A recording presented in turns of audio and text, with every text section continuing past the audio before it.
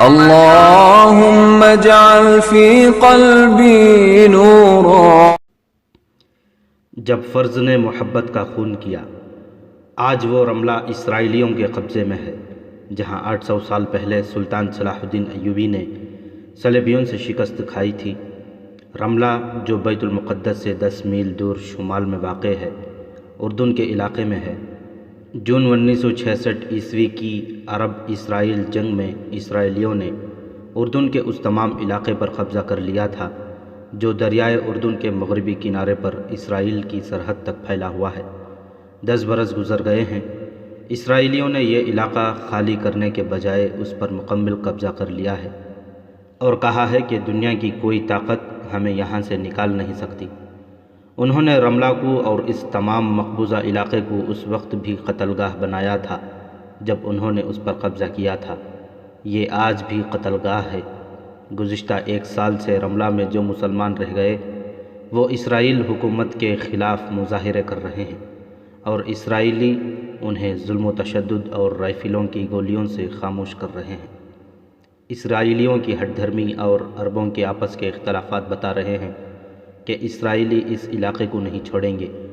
10 برس تو گزر گئے ہیں، لیکن 800 سال پہلے جب یہ علاقہ اور یہی رملہ صلیبیوں کے قبضے میں آیا تھا تو سلطان صلاح الدین ایوبی ایک دن بھی چین سے نہیں بیٹھا تھا۔ وہ میدان جنگ سے بڑی مشکل سے جان بچا کر نکلا تھا۔ اس کی فوج ایسی بری طرح بھاگی کہ بکھر کر مصر کا رخ کر لیا۔ فوج کی خاصی نفری صلیبیوں کے قیدی ہو گئی اور کچھ نفری قاہرہ تک بے سر و سامانی کی حالت میں یا پیادہ جاتے صحرا اور سفر کی صعوبتوں کی بھینٹ چڑھ گئی۔ ایسی شکست حوصلے اور جذبے توڑ دیا کرتی ہے۔ سنبھلتے سنبھلتے مدتیں گزر جاتی ہیں، لیکن سلطان ایوبی مصر جا کر نہ صرف سنبھلا بلکہ اس علاقے میں واپس گیا۔ وہاں سے شکست کھا کر بھاگا تھا اور اس نے صلیبیوں کے لیے قیامت برپا کر دی۔ رملہ آج پھر صلاح الدین ایوبی کا انتظار کر رہا ہے۔ سلطان ایوبی کے سامنے صرف یہ مسئلہ نہیں تھا کہ شکست کا انتقام لینا ہے اور صلیبیوں کی پیش قدمی کو روکنا ہے۔ اسے بہت سے خطروں نے گھیر رکھا تھا۔ اس کی صفوں میں غداروں کی کمی نہیں تھی۔ سوڈان کی طرف سے حملے کا خطرہ بڑھ گیا تھا۔ سوڈانیوں کو معلوم تھا کہ سلطان ایوبی کے پاس فوج نہیں رہی اور وہ جو ہے وہ شکست خوردہ اور زخم خوردہ ہے۔ یہ خطرہ تو سب سے بڑا تھا کہ صلیبیوں کے پاس فوج 10 گنا زیادہ تھی اور اس فوج کے حوصلے کو رملہ کی فتح نے مضبوط کر دیا تھا۔ ایک یہ خطرہ بھی تھا کہ جو مسلمان امرا سلطان ایوبی کے مخالف تھے وہ اس کی شکست سے فائدہ اٹھا سکتے تھے۔ وہ ایک بار پھر متحد ہو کر سلطان ایوبی کی اس فوج کے لیے مصیبت بن سکتے تھے جسے وہ محاذ پر چھوڑ آیا تھا۔ اس فوج کا سالار اعلیٰ اس کا اپنا بھائی العادل تھا جس پر سلطان ایوبی کو مکمل اعتماد تھا۔ اور ایک خطرہ صلیبی جاسوسوں کا تھا۔ پسپائی کے وقت صلیبیوں کے جاسوسوں کا بھی مصری فوج کے بھیس میں مصر پہنچ جانا آسان تھا۔ یہ جاسوس مصر میں افواہیں پھیلا کر قوم کی حوصلہ شکنی کر سکتے تھے۔ اس شکست کے بعد العادل قرون حماد تک پیچھے ہٹ آیا تھا۔ اس داستان کی پچھلی اقساط میں آپ نے حماد کی جنگ کی تفصیل پڑھی ہے۔ یہاں سلطان ایوبی نے اپنے مخالف مسلمان امراء کو شکست دی تھی۔ حماد کا قلعہ بھی تھا۔ صلیبی سلطان کو شکست دے کر حماد کی طرف بڑھے۔ العادل خود بھی قابل سالار تھا اور اس کے ساتھ جو سالار تھے وہ مردان حر تھے۔ ان کا دین و ایمان سلطان ایوبی کی طرح پختہ تھا۔ العادل اپنے بھائی سلطان ایوبی کا شاگرد تھا۔ جنگی چالوں کی مہارت اسی سے سیکھی تھی۔ اسے اندازہ تھا کہ صلیبی اتنی بڑی اور اتنی آسان فتح کے بعد رملہ میں ہی خیمہ زن نہیں ہو جائیں گے۔ اس نے کسی بہروپ میں اپنے جاسوس پیچھے چھوڑے اور خود فوج کے ساتھ حماد کا رخ کیا۔ اسے پتہ چل گیا تھا کہ سلطان ایوبی مصر چلا گیا ہے۔ اس کا اندازہ صحیح ثابت ہوا۔ جاسوسوں نے اسے اطلاع دی کہ صلیبیوں کی فوج حماد کی طرف پیش قدمی کر رہی ہے۔ العادل نے اپنی فوج کی کیفیت دیکھی، اچھی نہیں تھی۔ سپاہیوں کا حوصلہ مجروح ہو گیا تھا۔ گھوڑوں اور اونٹوں کی بھی کمی ہو گئی تھی۔ رسد کی کیفیت بھی تسلی بخش نہیں تھی۔ البتہ وہ فوج کو بڑی اچھی جگہ لے آیا تھا جہاں سبزہ پانی اور علاقہ پہاڑی تھا۔ العادل نے فوج کو ایک جگہ جمع کر لیا۔ اس نے دیکھا کہ اونٹوں کی خاصی تعداد زخمی ہے۔ اس نے ان اونٹوں کو ذبح کرا دیا اور فوج سے کہہ دیا کہ پیٹ بھر کر گوشت کھاؤ۔ اس طرح اس نے رات کو ایک وسیع وادی میں جشن کا منظر بنا دیا۔ شام کو ہی اس نے حلب اور دمشق کو اس پیغام کے ساتھ قاصد دوڑا دیے تھے کہ جس قدر رسد، جانور اور اسلحہ بھیج سکتے ہو بھیجو۔ رات جب سپاہی اونٹ کا گوشت کھا کر سیر ہو چکے تو العادل ایک ٹیکری پر چڑھ گیا۔ اس کے دائیں بائیں 2 مشل بردار کھڑے تھے۔ اس نے انتہائی بلند آواز سے کہا، اللہ اور رسول صلی اللہ علیہ وسلم کے مجاہدوں، اس حقیقت کو قبول کرو کہ ہم شکست کھا کر آئے ہیں۔ کیا تم اس حالت میں اپنی ماؤں، اپنی بہنوں، اپنی بیویوں اور اپنی بچیوں کے سامنے جاؤ گے اور انہیں یہ بتاؤ گے کہ ہم اپنے رسول کے منکروں سے شکست کھا کر آئے ہیں؟ کیا تمہاری مائیں تمہیں دودھ کی دھاریں بخش دیں گی؟ وہ گھروں میں بیٹھی اس خبر کا انتظار کر رہی ہیں کہ ہم نے قبلہ اول کو کفار کے قبضے سے آزاد کرا لیا ہے۔ انہیں معلوم ہے کہ جن علاقوں پر کفار قابض ہیں وہاں وہ مسلمان عورتوں کو بے آبرو کر رہے ہیں۔ ذرا سوچو کہ اپنی ماؤں اور بہنوں کو کیا جواب دو گے۔ تم میں سے جو یہاں سے پیچھے جانا چاہتے ہیں الگ کھڑے ہو جائیں، میں انہیں نہیں روکوں گا، انہیں گھروں کو جانے کی اجازت ہے۔ العادل خاموش ہو گیا۔ فوج پر بھی خاموشی طاری تھی، کوئی ایک بھی سپاہی الگ نہ ہوا۔ سالار اعلیٰ ہمیں اپنا مقصد بتائیں، کسی سپاہی کی آواز گرجی۔ آپ کو کس نے بتایا ہے کہ ہم گھروں کو جانا چاہتے ہیں؟ اگر میں پسپائی میں مارا گیا تو یہ میری وصیت ہے کہ میری لاش دفن نہ کی جائے۔ ایک اور آواز گرجی، گدھوں اور بھیڑیوں کے لیے پھینک دی جائیں۔ پھر کئی آوازیں سنائی دیں، ہر آواز میں جذبے کا جوش تھا۔ العادل کا سینہ پھیل گیا۔ اس نے کہا، دشمن تمہارے پیچھے آ رہا ہے، تمہیں یہ ثابت کرنا ہے کہ رملہ کی فتح اس کی آخری فتح ہے۔ آج کی رات اور کل کا دن مکمل آرام کرو، کل رات تمہیں بتا دیا جائے گا کہ ہم کیا کریں گے۔ العادل نے فوج سے فارغ ہو کر اپنے سالاروں اور کمانڈروں کو اپنے خیمے میں بلایا اور انہیں ہدایات دیں کہ کل رات وہ اپنے دستوں کو کہاں کہاں لے جائیں گے۔ ہمات کا قلعہ قریب ہی تھا۔ صلیبی بہت تیزی سے پیش قدمی کر رہے تھے۔ یہ بالڈوین کی فوج تھی، اسے معلوم تھا کہ آگے ہمات کا قلعہ ہے اور العادل کی فوج اسی قلعے میں ہوگی۔ اسے جاسوسوں کے ذریعے یہ بھی معلوم تھا کہ جو فوج ہمات کی طرف پسپا ہو کر گئی ہے اس کا کمانڈر العادل ہے اور العادل سلطان ایوبی کا بھائی ہے۔ یہ تو معمولی سا فوجی بھی سمجھ سکتا تھا کہ تھکی ہوئی اور شکست خوردہ فوج اپنے قریبی قلعے میں ہی جائے گی۔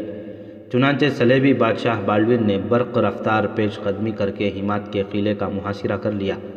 اس نے اعلان کیا کہ قلعے کا دروازہ کھول دیا جائے ورنہ قلعے کو زمین سے ملا دیا جائے گا۔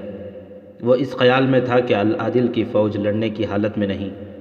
اعلان کے جواب میں قلعے کی دیوار سے تیروں کی بوچھاڑیں آئیں۔ بالڈوین نے ایک بار پھر اعلان کرایا کہ یہ خون خرابہ بے مقصد ہوگا، تم لڑ نہیں سکو گے، قلعہ ہمارے حوالے کر دو۔ میں وعدہ کرتا ہوں کہ کسی قیدی کے ساتھ ناروا سلوک نہیں کیا جائے گا۔ قلعے کے اوپر سے آواز آئی، اتنی دور رہو جہاں تک ہمارے تیر نہ پہنچ سکیں۔ قلعہ تمہیں دینے کے بجائے اسے ہم خود زمین سے ملا دیں گے۔ ہمارا خون بے مقصد نہیں بہے گا، تم بے مقصد موت مرو گے۔ قلعے کی دیواروں پر جو کھڑے تھے انہیں صلیبیوں کی فوج یوں دکھائی دے رہی تھی جیسے سمندر کی موجیں ہر طرف سے قلعے کو نرغے میں لیے ہوئے ہو۔ اس کے مقابلے میں قلعے میں جو فوج تھی وہ نہ ہونے کے برابر تھی، لیکن اس قلیل فوج کے کمانڈر ہتھیار ڈالنے پر آمادہ نہیں تھے۔ سورج غروب ہو رہا تھا۔ صلیبیوں نے اگلی کارروائی صبح تک ملتوی کر دی۔ ان کی فوج تیز رفتار پیش قدمی کر کے آئی تھی، بہت تھکی ہوئی تھی۔ یہ تعاقب تھا۔ بالڈوین اس کوشش میں تھا کہ العادل کو کہیں آرام کرنے اور اپنی فوج کو اثر نو منظم کرنے کی مہلت نہ دیں۔ وہ العادل کو زندہ پکڑنا چاہتا تھا۔ صلاح الدین ایوبی کا بھائی ہونے کی وجہ سے العادل بڑا ہی قیمتی قیدی تھا۔ اس کے عوض صلیبی سلطان ایوبی سے کڑی شرطیں منوا سکتے تھے، کوئی علاقہ لے سکتے تھے۔ بالڈوین کو پوری توقع تھی کہ وہ قلعے کی فوج اور العادل سمیت لے سکے گا۔ بالڈوین نے اپنی فوج کو قلعے سے اتنی دور پیچھے ہٹا لیا تھا جہاں تک قلعے والوں کے تیر نہیں پہنچ سکتے تھے۔ اسے ایسا خطرہ تو تھا ہی نہیں کہ باہر سے کوئی فوج اس پر حملہ کر دے گی۔ سلطان ایوبی بھی وہاں نہیں تھا۔ اس کی فوج بھی نہیں تھی۔ بالڈون کو حمایت کا قلعہ اپنے قدموں میں پڑا نظر آتا تھا۔ شام کے فوراً بعد وہ اپنے کمانڈروں کو اگلے روز کے احکامات دے کر اپنی ذاتی خیمہ گاہ میں چلا گیا تھا۔ وہ فوج سے کچھ دور پیچھے تھی۔ اس دور کے جنگجو بادشاہوں کے خیمہ گاہیں شیش محل سے کم نہیں ہوتی تھیں۔ بالڈون تو فاتح تھا۔ 3-4 صلیبی لڑکیاں اس کے ساتھ تھیں اور 4 وہ مسلمان لڑکیاں تھیں جنہیں صلیبی کمانڈروں نے مفتوحہ علاقے سے پکڑا اور بالڈون کو بطور تحفہ پیش کی تھیں۔ یہ لڑکیاں عرب کے حسن کا شاہکار تھیں۔ صلیبی لڑکیوں نے انہیں ذہن نشین کرا دیا تھا کہ ان کا رونا اور آزاد ہونے کے لیے تڑپنا بیکار ہے۔ انہیں یہ بھی بتایا گیا تھا کہ وہ خوش قسمت ہیں کہ جو صلیب کے ایک بادشاہ کے حصے میں آئی ہیں۔ جو لڑکیاں صلیبی فوجیوں کے قبضے میں آ گئی ہیں ان کا حشر دیکھ کر زمین اور آسمان کانپتے ہیں۔ تمہیں آخر کسی مسلمان امیر یا حاکم کے حرم میں جانا تھا جہاں تم قیدی ہوتیں۔ 2-4 سال بعد جب تمہاری نوجوانی کی کشش ماند پڑنے لگتی تو تمہیں کسی سوداگر کے ہاتھ فروخت کر دیا جاتا۔ تم اگر اپنی فوج کے ہاتھوں چڑھ جاتی تو تمہارے مسلمان بھائی تمہارا وہی حشر کرتے جو ہماری فوج کرتی ہے۔ عورت کا کوئی مذہب نہیں ہوتا۔ اسے جس کے ساتھ بیاہ دیا جائے یا وہ جس کے قبضے میں آ جائے وہی انسان اس کا خدا اور اس کا مذہب بن جاتا ہے۔ پھر کیوں نہ تم اس انسان کے پاس رہو جو میدان جنگ کا بادشاہ ہے، ایک ملک کا بادشاہ ہے اور دل کا بھی بادشاہ ہے۔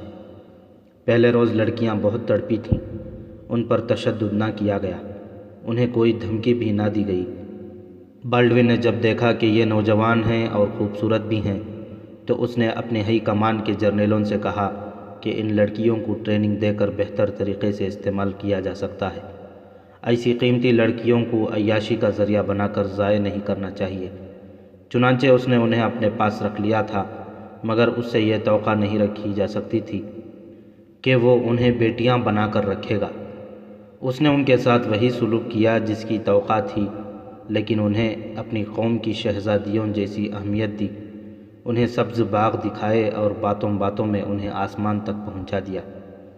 ہمیں اپنی عصمت کی قربانی دینی ہی پڑے گی۔ ان میں سے ایک لڑکی نے اس وقت کہا جب چاروں کو تنہائی میں باتیں کرنے کا موقع ملا تھا، ہمیں فرار ہونا چاہیے اور انتقام لینا چاہیے۔ دوسری نے کہا لیکن یہ اس وقت تک ممکن نہیں جب تک ہم ان پر یہ ظاہر نہ کریں کہ ہم نے ان کی غلامی دلی طور پر قبول کر لی ہے۔ پہلی لڑکی نے کہا ہمیں اپنا اعتماد پیدا کرنا ہے، میرے والد سلطان ایوبی کی فوج میں ہیں۔ ایک اور لڑکی نے کہا آج کل مصر میں ہیں۔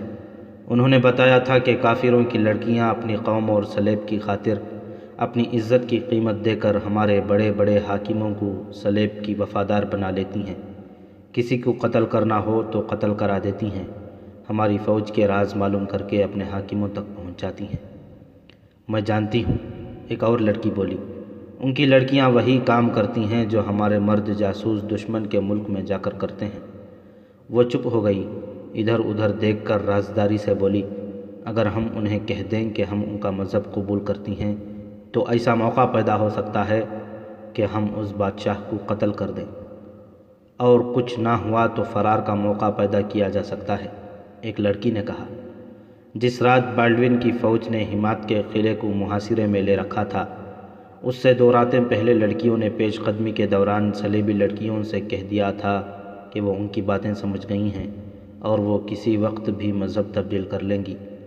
بالڈون کو بتایا گیا تو اس نے 4 لڑکیوں کو بیش قیمت ہار پیش کیے اور 4 کے گلے میں چھوٹی چھوٹی صلیبیں لٹکا دیں، مگر اس نے صلیبی لڑکیوں کو الگ کر کے کہا میں ان 4 میں سے کسی کے ہاتھ سے کچھ کھاؤں پیوں گا نہیں۔ ہو سکتا ہے انہوں نے ڈر کی وجہ سے مذہب تبدیل کیا ہو۔ زبان سے مذہب تبدیل کیا جا سکتا ہے، دل کی تبدیلی آسان نہیں ہوتی۔ ان کے دلوں پر قبضہ کرنے کی کوشش کرو۔ مسلمانوں کو خریدنا کوئی مشکل نہیں، لیکن مسلمانوں پر بھروسہ کرنا بھی خطرے سے خالی نہیں۔ جو مسلمان ایمان کے پکے ہیں وہ ایسی ایسی قربانی دے ڈالتے ہیں جس کا ہماری قوم تصور بھی نہیں کر سکتی۔ یہ لڑکیاں کہیں بھاگ کر نہیں جا سکتی، لیکن ان پر نظر رکھنا کہ یہ مجھ پر وار نہ کر جائیں۔ محاصرے کی پہلی رات یہ 4 لڑکیاں الگ خیمے میں سوئی ہوئی تھیں۔ بالڈون بھی ان کے ساتھ ہنس کھیل کر سو گیا تھا۔ تمام چھوٹے بڑے کمانڈر بے ہوشی کی نیند سوئے ہوئے تھے۔ فوج کو بھی ہوش نہیں تھی، صرف سنتری اور بالڈون کے باڈی گارڈ کے 4-5 سپاہی جاگ رہے تھے۔ قرون حمات کی ایک وادی قلعے کی طرف نکلتی تھی، آگے قلعے تک میدان تھا۔ اس وادی میں سے کم و بیش 1000 پیادہ سپاہی دبے پاؤں نکلے۔ ان کے کمانڈر نے انہیں ٹولیوں میں بانٹ کر پھیلا دیا۔ وہ آگے بڑھتے گئے۔ بالڈون کی فوج کے خیمے دور نہیں تھے۔ یہ پیادہ سپاہی العادل کے تھے۔ العادل قلعے میں نہیں تھا۔ اسے اندازہ تھا کہ صلیبی قلعے کا محاصرہ کریں گے، چنانچہ اس نے اپنے تمام دستے حمات کی پہاڑیوں میں چھپا لیے تھے۔ اس نے قلعے میں اطلاع بھجوائی تھی کہ محاصرے سے گھبرائیں نہیں۔ العادل نے قلعے دار کو اپنی اسکیم بتا دی تھی۔ یہی وجہ تھی کہ قلعے دار صلیبیوں کی للکار کا جواب پوری دلیری سے اور تیروں کی بوچھاڑ سے دے رہا تھا۔ قلعے دار العادل کا ماموں شہاب الدین الحارمی تھا۔ رات کو العادل کے 1000 پیادوں نے ٹولیوں میں تقسیم ہو کر اور پھیل کر شبخون کے انداز کا حملہ کیا۔ انہوں نے سب سے پہلے خیموں کی رسیاں کاٹیں اور اوپر سے صلیبیوں کو برچھیوں سے چھلنی کرنا شروع کر دیا۔ خیموں کے نیچے پھنسے ہوئے سپاہی کیا مزاحمت کر سکتے تھے؟ یہ جم کر لڑنے والا معرکہ نہیں تھا، یہ سلطان ایوبی کا مخصوص طریقہ جنگ تھا، ضرب لگاؤ اور بھاگو۔ اتنی بڑی فوج کے خلاف 1000 سپاہی جم کر لڑ بھی نہیں سکتے تھے۔ ٹولیوں کو مختلف کام دیے گئے تھے۔ 2-3 ٹولیوں نے صلیبیوں کے گھوڑوں، اونٹوں اور خچروں کے رسے کھول دیے۔ یہ 1000 سپاہی بگولے کی طرح آئے اور دائیں بائیں کو نکل گئے۔ صلیبیوں کی فوج میں ایسا شور اٹھا اور ایسی ہڑبونگ مچی کہ زمین و آسمان کانپنے لگا۔ بالڈون کی آنکھ کھل گئی، اس کے کمانڈر بھی جاگ اٹھے۔ خیمے سے باہر جا کر بالڈون نے دیکھا کہ کہیں آگ لگی ہوئی ہے۔ العادل کے سپاہیوں نے خیموں کو آگ لگا دی تھی۔ حملے کے وقت انہوں نے اللہ اکبر کے نعرے لگائے تھے۔ یہ نعرے مسلمان لڑکیوں نے بھی سنے تھے۔ وہ سمجھ گئیں کہ یہ مسلمان فوج کا حملہ ہے۔ ایک لڑکی نے کہا کہ بھاگ چلو، لیکن 2 لڑکیاں جوش میں آ گئیں۔ وہ بالڈون کو قتل کرنے کے لیے تیار ہو گئیں۔ وہاں مشعلیں جلا دی گئیں۔ بالڈون کے باڈی گارڈ اس کے ارد گرد گھوڑوں پر سوار کھڑے ہو گئے۔ اتنے میں زمین بڑی زور سے ہلنے لگی اور ہزاروں گھوڑوں کی ٹاپ سنائی دینے لگی۔ یہ العادل کے سوار تھے، جن کی تعداد مسلمان مورخ 2000 بتاتے ہیں اور یورپی مورخ 4000 سے زیادہ۔ ان گھوڑ سواروں نے پھیل کر بڑا ہی شدید اور خون ریز ہلہ بولا۔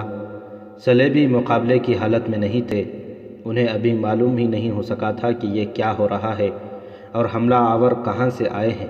ان کے نعروں سے ثبوت ملتا تھا کہ مسلمان ہیں۔ العادل کے سوار صلیبیوں کے محاصرے کو توڑتے ہوئے اور راستے میں جو آیا اسے گھوڑوں تلے رونتے یا تلواروں اور برچھیوں کا نشانہ بناتے ہوئے قلعے کی طرف نکل گئے۔ کمانڈروں کی پکار پر انہوں نے گھوڑے پیچھے کو موڑے اور ایڑ لگا دی۔ وہ ایک بار پھر افراتفری میں بھاگتے دوڑتے صلیبیوں میں سے گزرے۔ قلعے کی دوسری طرف جو صلیبی فوج تھی ان پر حملہ نہیں ہوا تھا۔ اس حصے نے ادھر کا شور و غوغا اور گھوڑوں کی قیامت خیز آوازیں سنی تو ان میں بھی بھگدڑ مچ گئی۔ ادھر کے صلیبی سپاہی ادھر کو بھاگے۔ ان کے ہزارہا گھوڑے، اونٹ اور خچریں کھول دی گئی تھیں۔ انہوں نے بھاگ دوڑ کر سپاہیوں کو کچلنا اور خوفزدہ کرنا شروع کر دیا۔ بالڈون کی فوج کا وہ حصہ بھاگ اٹھا۔ ادھر 4 مسلمان لڑکیاں لاپتہ ہو گئیں۔ ان میں سے ایک اس کوشش میں تھی کہ مسلمان سپاہیوں کو بتائے کہ بالڈون یہاں ہے، مگر وہاں سب سوار تھے اور سرپٹ گھوڑے دوڑا رہے تھے۔ وہ صلیبیوں کی فوج سے دور نکل گئی۔ 2-3 سواروں کے ساتھ چیختی چلاتی دوڑی، مگر وہاں اس قدر شور تھا کہ کسی نے اس کی آواز نہ سنی، کوئی اس کی طرف توجہ نہ دے سکا۔ وہ دور پیچھے نکل گئی۔ ایک سوار نے گھوڑا روک لیا۔ لڑکی نے اسے ہانپتی کانپتی آواز میں بتایا کہ وہ مسلمان ہے اور اس جیسی 3 اور مسلمان لڑکیاں صلیبی بادشاہ کے قبضے میں ہیں۔ بالڈون کی خیمہ گاہ، جو اس کا جنگی ہیڈ کوارٹر بھی تھا، فوج سے الگ اور دور تھی۔ لڑکی کی آواز پر جس سوار نے گھوڑا روکا تھا وہ کوئی کمانڈر تھا۔ اس نے لڑکی کو گھوڑے پر بٹھایا اور پیچھے لے گیا۔ وہاں العادل کا ایک سالار تھا جس نے لڑکی کی پوری بات سنی۔ لڑکی نے بالڈون کے ہیڈ کوارٹر کی نشاندہی کی۔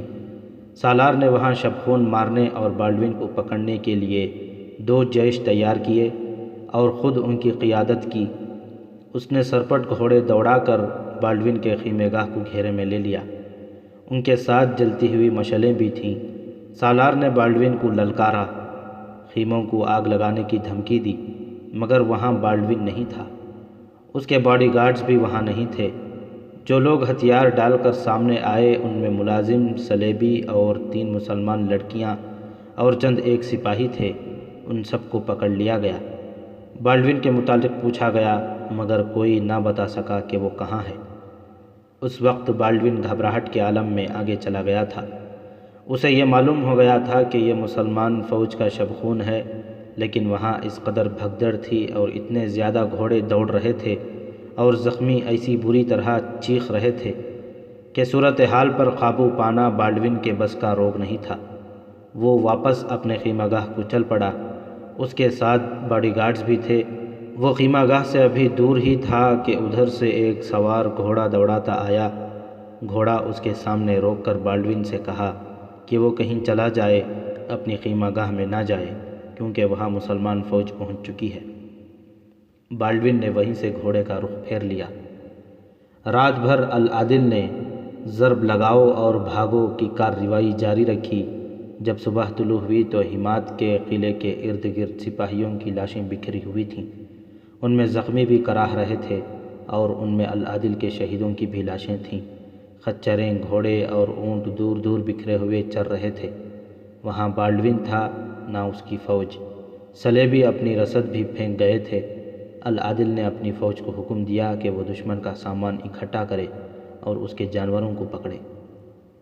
العادل کا یہ حملہ دلیری، جذبے اور فن حرب و ضرب کے لحاظ سے قابل تعریف حملہ تھا، مگر جنگی نقطہ نگاہ سے اس سے کوئی فائدہ نہ اٹھایا جا سکا۔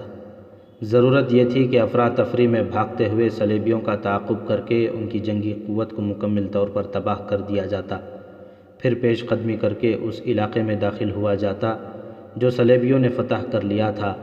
قیدی پکڑے جاتے جنہیں اپنے قیدی چھڑانے کے لیے استعمال کیا جا سکتا، مگر العادل کے لیے ممکن نہ تھا کہ کامیاب شبخون سے کوئی بڑی کامیابی حاصل کر سکتا۔ اس کی وجہ یہ تھی کہ اس کے پاس فوج کی کمی تھی، وہ تعاقب کے قابل نہیں تھا۔ شبخون اور چھاپا مارنے سے دشمن کو پریشان اور ادموا کیا جاتا ہے۔ اسے شکست دے کر علاقے پر قبضہ کرنے کے لیے پوری فوج حملہ کرتی ہے۔ العادل نے ایک کام تو کر لیا تھا، لیکن اگلے مرحلے کے لیے اس کے پاس کچھ نہیں تھا۔ البتہ اس نے یہ کامیابی حاصل کر لی کہ اس کی اس قلیل فوج کے جذبے پر رملہ کی شکست کا جو برا اثر پڑا تھا وہ صاف ہو گیا اور سپاہیوں کے جذبے تر و تازہ ہو گئے۔ ان کے دلوں میں یہ اعتماد بحال ہو گیا کہ سلیبی ان سے برتر نہیں اور وہ کسی بھی میدان میں سلیبیوں کو شکست دے سکتے ہیں۔ ضرورت فوج میں اضافے کی تھی۔ یہ کامیابی بھی حاصل کی کہ حماد کے قلعے کو بچا لیا گیا، ورنہ سلیبیوں کو ایک قلعہ بند اڈہ مل جاتا۔ العادل اپنے ہیڈ کوارٹر میں دانت پس رہا تھا۔ اس کے سالاروں کی جذباتی حالت اس سے زیادہ مشتعل تھی۔ اگر ان کے پاس فوج ہوتی تو وہ اس شبخون کے بعد بہت بڑی کامیابی حاصل کر لیتے اور بالڈون اپنی فوج کو زندہ نہ لے جا سکتا۔ العادل نے کاتب کو بلایا اور اپنے بڑے بھائی سلطان صلاح الدین ایوبی کے نام خط لکھوانے لگا۔ برادر ازروگوار سلطان مصر و شام، اللہ آپ کو سلطنت اسلامیہ کے وقار کی خاطر عمر طویل عطا فرمائے۔ میں اس امید پر خط لکھ رہا ہوں کہ آپ بخیر و عافیت قاہرہ پہنچ چکے ہوں گے۔ کسی نے اطلاع دی تھی کہ آپ شہید ہو گئے ہیں، پھر معلوم ہوا کہ زخمی ہوئے ہیں۔ آپ نے دانشمندی کی جو راستے سے قاصد بھیج کر ہمیں بتا دیا کہ آپ زندہ اور سلامت ہیں اور قاہرہ جا رہے ہیں۔ مجھے توقع ہے کہ آپ نے رملہ کی شکست کو دل پر بار نہیں بنایا ہوگا۔ ہم انشاءاللہ شکست کا انتقام لیں گے، کھوئے ہوئے علاقے واپس لیں گے اور بیت المقدس سے بھی آگے جائیں گے۔ آپ شکست کے اسباب پر غور کر رہے ہوں گے۔ میں اس کی ذمہ داری فوج پر عائد نہیں کروں گا۔ ہمیں شکست کے راستے پر اپنے بھائیوں نے اسی روز ڈال دیا تھا جس روز وہ ہمارے خلاف صف آرا ہوئے تھے۔ جب دو بھائی آپس میں لڑتے ہیں تو ان کے دشمن ہمدردی کے پردے میں انہیں ایک دوسرے کے خلاف مشتعل کرتے ہیں۔ ہمارے بھائیوں کو بادشاہی کے نشے نے اندھا کیا۔ وہ دولت جس کی ضرورت سلطنت اسلامیہ کو تھی خانہ جنگی میں ضائع ہوئی۔ ہماری فوج کی بہترین اور تجربہ کار نفری تباہ ہو گئی۔ ان کی فوج جو اسی خلافت کی فوج تھی جس کے ہم ہیں، صرف اس لیے ضائع ہو گئی کہ چند ایک افراد نے تخت و تاج کے خواب دیکھنے شروع کر دیے تھے۔ جس قوم کے سربراہوں میں تخت و تاج کا لالچ پیدا ہوگا، اس کو وہ اپنے اپنے عزائم کے مطابق دھڑوں میں تقسیم کر کے آپس میں ضرور لڑائیں گے۔